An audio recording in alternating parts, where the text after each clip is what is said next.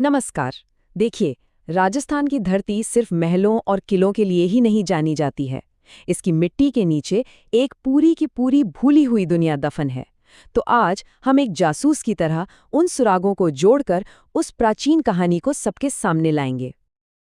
तो सबसे बड़ा सवाल यही उठता है कि आखिर राजस्थान की जमीन अपने नीचे कौन-कौन से प्राचीन रहस्य छुपाए हुए हैं।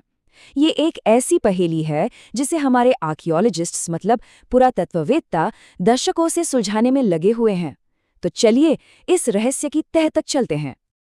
हमारी पड़ताल की पहली केस फाइल हमें सीधा ले चलती है कालीबंगा। अब पहली नज़र में ये बस एक पुरानी बस्ती लगती होगी, लेकिन जब खुदाई हुई तो पता चला कि ये तो एक बहुत बड़ा और स्ट्रैटेजिक तरीके से बनाया गया किला था। कालीबंगा की सबसे कमाल की बात थी उसकी किलेबंदी। अरे ये कोई साधारण दीवारें नहीं थी, ये एक बहुत ही डेवलप्ड और सामरिक महत्व की बनावट थी। इससे साफ पता चलता है कि उस जमाने के लोग अपनी सुरक्षा को लेकर कितने चौकन्ने थे और प्लानिंग में तो उस्ताद थे। और सुनिए, कालीबंगा की दुनिया सिर्फ उसकी दीवारों के अंदर ही नहीं थी।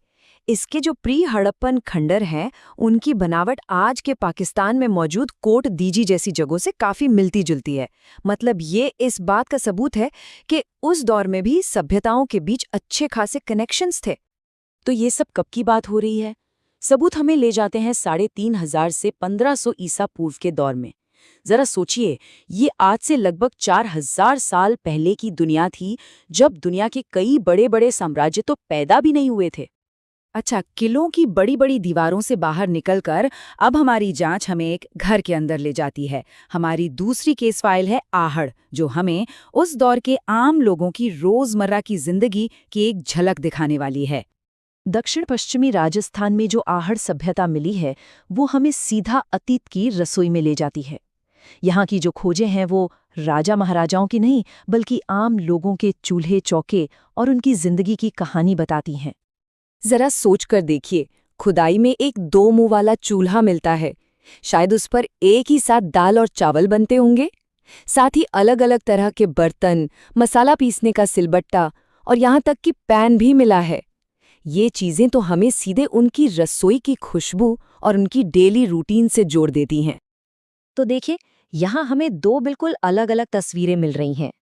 एक तरफ है कालीबंगा, जो एक बड़ी, मजबूत और रणनीतिक समाज की कहानी कहता है, और दूसरी तरफ है आहड़, जिसकी पहचान उसकी रसोई और घर गृहस्थी से बनती है। चलिए, अब इन्हें समय के पैमाने पर रखकर देखते हैं। कालीबंगा का दौर था 2500 से 1500 ईसा पूर्व, और उसी के आसपास एक और अहम सभ्यता फल फूल रही थी, जिसका नाम था गिलुंड। ये सभ्यता ताम्रपाषाण युग यानी कॉपर स्टोन एज से जुड़ी हुई थी।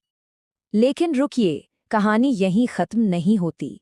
कुछ और भी अनोखी और थोड़ी रहस्यमयी खोजें हुई हैं, जो इस पूरी पहेली में नए टुकड़े जोड़ती हैं और तस्वीर को और भी दिलचस्प बना देती हैं। और हमारी जांच में एक बहुत ही रहस्यमयी सुराग सामने आता है, जाख बाबा की मूर्ति। ये एक ऐसी खोज है जो उस समय के लोगों के विश्वास और उनकी कला के बारे में कई सवाल खड़े कर देती है। तो आखिर ये जाखा बाबा की मूर्ति है क्या? देखिए, ये नोह नाम के एक जगह पर मिली एक खास मूर्ति है, जो शायद किसी देवता की रही होगी या फिर किसी सांस्कृतिक रीति रिवाज का हिस्सा। इसका मिलना हमें उस दौर के लोगों की धार्मिक और कला की दुनिया में झांकने का एक सीधा मौका देता है। इस पहेली का एक और जरूरी टुकड़ा हमें मिलता है झुंझुनू जिले में, जहां सुनारी सभ्यता के कुछ अवशेष मिले हैं। और ये खोज इस बात को और भी पक्का कर देती है कि प्राचीन राजस्थान किसी एक सभ्यता का घर नहीं था, बल्कि ये तो अलग अलग संस्कृतियों का एक गुलदस्ता था। हर नई खोज के साथ इसका नक्शा और भी ज्यादा रंगीन होता जा रहा है। पर एक मिनट, ये सारे रहस्य जमीन खोदकर अपने आप तो बाहर नहीं आ गए। इनके पीछे उन खोजकर्ताओं की सालों की मेहनत है, जिन्होंने इतिहास के इन गुम हुए पन्नों को हमारे सामने रखा है। इन खोजों का श्रेय कुछ खास लोगों को तो देना ही पड़ेगा। अक्षय कीर्ति व्यास, वो पहले इंसान थे जिन्होंने आहड़ में खुदाई शुरू की और हमें उस सभ्यता की रसोई तक पहुंचाया। वहीं आर.सी. अग्रवाल जैसे माहिर लोगों ने गणेश्वर जैसी महत्वपूर्ण जगहों पर खुदाई के काम को सुपरवाइज किया।